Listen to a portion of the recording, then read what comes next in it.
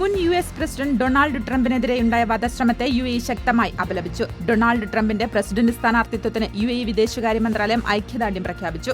അസുഖം ഭേദമായി വളരെ പെട്ടെന്ന് തന്നെ അദ്ദേഹം തിരിച്ചുവരട്ടെയെന്നും UAE വിദേശകാര്യ മന്ത്രാലയം ആശംസകൾ നേർന്നു. UAEയിൽ വേനലവധി തുടങ്ങി 2 ആഴ്ച പിന്നിട്ടിട്ടും കേരളത്തിലേക്കുള്ള വിമാന നിരക്കിൽ മാറ്റമില്ല. ഓഗസ്റ്റ് 15-ന് ശേഷം കേരളത്തിൽ നിന്ന് UAEയിലേക്കുള്ള വിമാന നിരക്കും കൂടുതലാണ്. വേനലവധിക്കാലത്ത് സാധാരണ സമയത്തേക്കാൾ 5 ഇരട്ടി തുകയാണ് ടിക്കറ്റ് നിരക്ക്.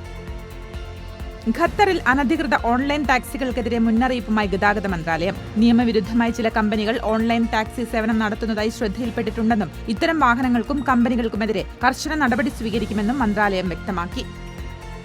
കുവൈത്തിൽ വൈദ്യുതി ഉപയോഗം റെക്കോർഡിലെത്തി. രാജ്യത്തെ താപനില കുതിച്ചുയരുന്ന സാഹചര്യത്തിലാണിത്. ശനിയാഴ്ച ഉച്ചയോടെ ഇലക്ട്രിസിറ്റി ലോഡ് 17,360 മെഗാവാട്ടിലെത്തി. കഴിഞ്ഞ വർഷത്തേക്കാൾ 560 മെഗാവാട്ട് കൂടുതലാണിത്.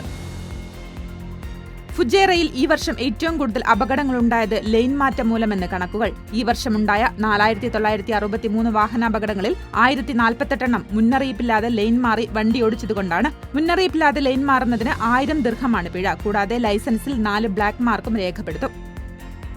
ഖത്തറിൽ കഴിഞ്ഞ 2 വർഷത്തിനിടെ റോഡപകടങ്ങൾ കുറഞ്ഞു. 2023 കണക്കനുസരിച്ച് ആദ്യ 4 മാസങ്ങളിൽ 52 പേർ റോഡപകടത്തിൽ മരിച്ചു. എന്നാൽ 2022 ഇത് 77 ആയിരുന്നു. 32.4% കുറവാണ് രേഖപ്പെടുത്തിയത്. ഈ വർഷം ആദ്യ 4 മാസത്തിനുള്ളിൽ 3,163 അപകടങ്ങൾ ഉണ്ടായെങ്കിലും ഭൂരിഭാഗവും ചെറിയ അപകടങ്ങളായിരുന്നു.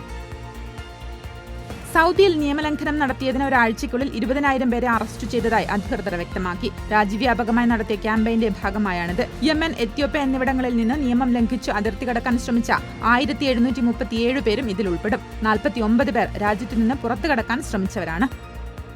കേരളത്തിൽ അതിതീവ്ര മഴ മുന്നറിയിപ്പ്. 3 ജില്ലകളിലെ വിദ്യാഭ്യാസ സ്ഥാപനങ്ങൾക്ക് നാളെ ജില്ലാ കളക്ടർ അവധി പ്രഖ്യാപിച്ചു. കാസർഗോഡ്, കണ്ണൂർ, കോഴിക്കോട് എന്നീ ജില്ലകളിലാണ് ജില്ലാ കളക്ടർ അവധി പ്രഖ്യാപിച്ചത്. ഈ 3 ജില്ലകളിലും കേന്ദ്ര കാലാവസ്ഥാ വകുപ്പ് റെഡ് അലർട്ട് പ്രഖ്യാപിച്ചിട്ടുണ്ട്.